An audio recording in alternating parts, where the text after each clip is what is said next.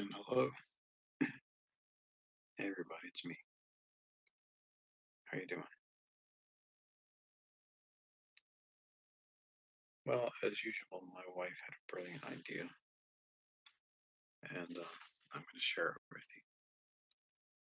In fact, I have to be honest, a lot of what you might think are my brilliant ideas come from my wife, and I just put them out there. So uh, she thinks a lot about stuff. So anyway, um, yeah, and how about an IQ test for police? Think about it. If you're going to be a police officer, you should be probably of above average intelligence at the very least, because you are being entrusted with the safety of your community, the responsibility of providing for the safety and protection of your community, and with the responsibility of serving that community. Right? Right. Now, if you're a dumb person, if you're an idiot, you're not going to be able to do that properly. You're going to be a danger to your community with the power that's been granted to you as a police officer. Um, Unfortunately, I think that, and I think it's been proven, well established, frankly, that there are just a lot of idiot cops in America today who shouldn't be in possession of a badge or a gun or police vehicles. And I mean, yeah, maybe their right to bear arms should be respected, of course, like everybody, but they shouldn't have the power to police with a gun their local community because they don't have the intelligence to properly do that. And unfortunately, this is a problem in America today. We need to do something about it, really. And I think that you will see a decrease in the numbers of police shooting unarmed civilians, targeting certain ethnic groups like, oh, black men, which everybody knows happens, right? I mean, black men are targeted for incarceration by idiot police officers systematically and routinely. Um, we don't want this happening. This is not how our country is supposed to work. And if people don't have the mental capacity, a sufficient mental capacity to perform their duty, then they should not be granted that duty. Um, there needs to be some sort of rigorous proof to establish that a person who is being granted the power to police their local community has the intelligence to capably do so. Um, whatever means that can be done by, and done, in a way that can't be cheated or rigged to obtain a certain outcome, even though the person being tested might not have the capability. That should be looked at and explored and employed by uh, those who are granting this authority to people, to individuals. So, yeah, that I think is a great idea, and that was courtesy of my wife, Crystal. She proposed that to me, and I think if I do end up in the White House, I'm definitely gonna look at implementing something like that, or indeed exactly that. There needs to be some sort of federal requirement that people who are engaging in police work be of a certain intelligence level, because it does require intellect and education, not just brute force and compliance, right? You need to be able to deal with people intelligently and use your intelligence and understand properly how your local community actually works and what's going on in it. Not just think that you can police by brutality. And this is why we have police brutality. It's an issue. It's a huge issue in many parts of our country. So I know I want to see an end to it. I want to see an end to uh, police shooting unarmed civilians. There's no reason that should ever happen. Period. If a person is committing a crime and they're trying to escape, you don't gun them down in the process. That's not how police should act. Police, should put the person's right to life above being trigger happy.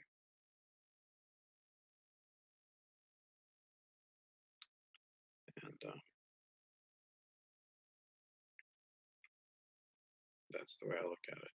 And you know, we need to respect life more and not think that just because you have a badge and a gun that you can go pushing people around and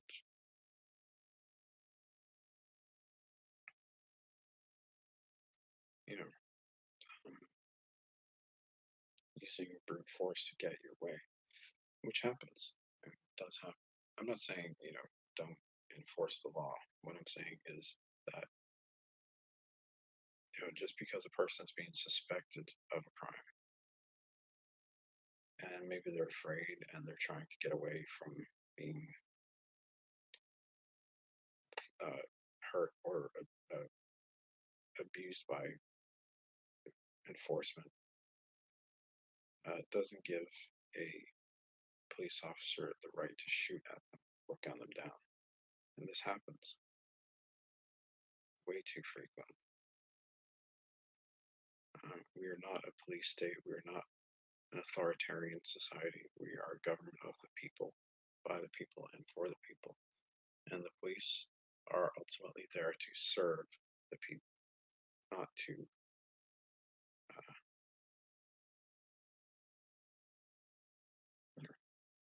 to protect the people, to serve and protect the people, not to throw their weight around and brutalize the people, even if people may be suspected of crime. There needs to be, you know, probable cause before pulling a gun on somebody.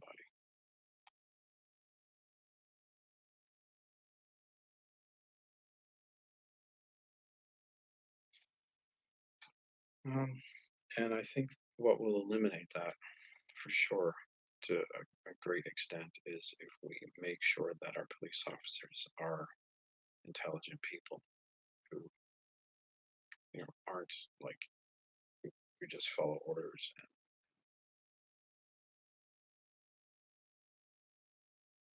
yeah, if we make sure that our police officers are above average intelligence, I'm talking like 100 plus 110 IQ at least, it will solve a lot of these problems.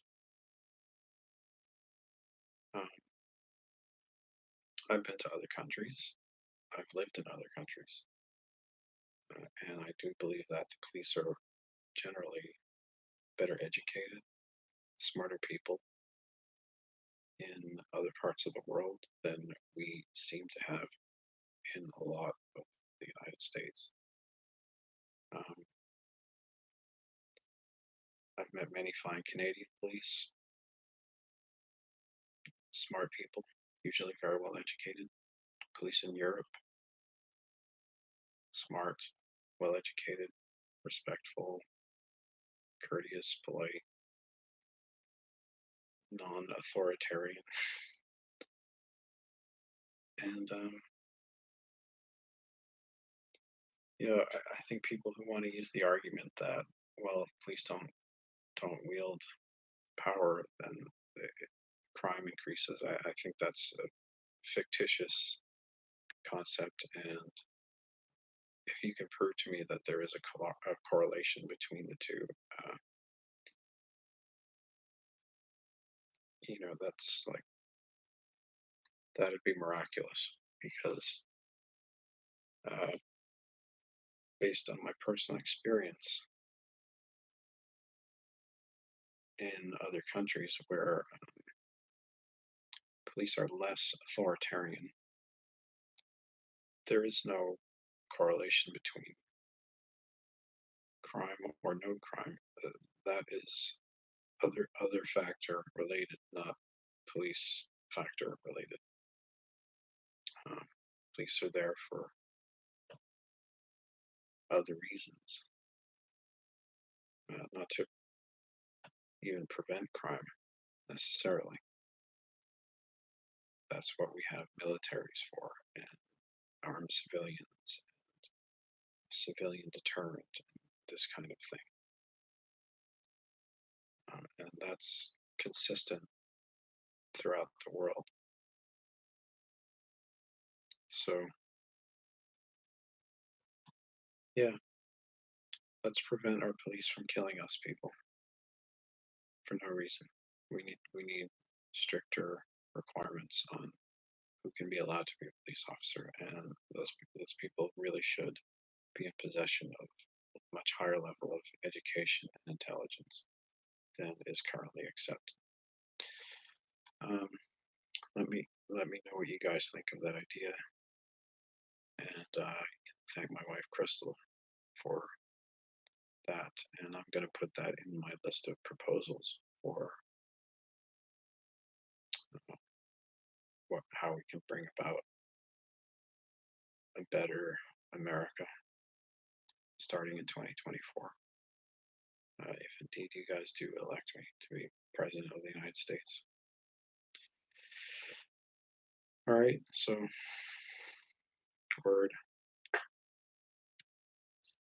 This is Michael Macintosh. I don't think I'm gonna make another live stream uh, before 2020 comes around. I'm gonna be really busy with a lot of things until the end of this year, so I'm gonna be offline for a while. But I'll be back in 2020 in a big way. I've got a lot of interesting things lined up, and just gonna take a little break for a while and organize some stuff, get a few things done before the end of this month, and hopefully talk to you guys in January. So have a great rest of your year. Have a great rest of your decade. Um, it's a new decade coming soon, so it's kind of exciting, if you ask me. Hopefully, the new decade will bring for a lot of people a new way of looking at things and a new way of looking at the world, um, and what we can do to make things better for not just ourselves but our children, our children's children, and how we can really promote positive things, promote positive change and progress, and reinforce the good things that we already have so that they can stick around, and so that we can stick around. Okay, Thanks a lot. Talk to you guys soon.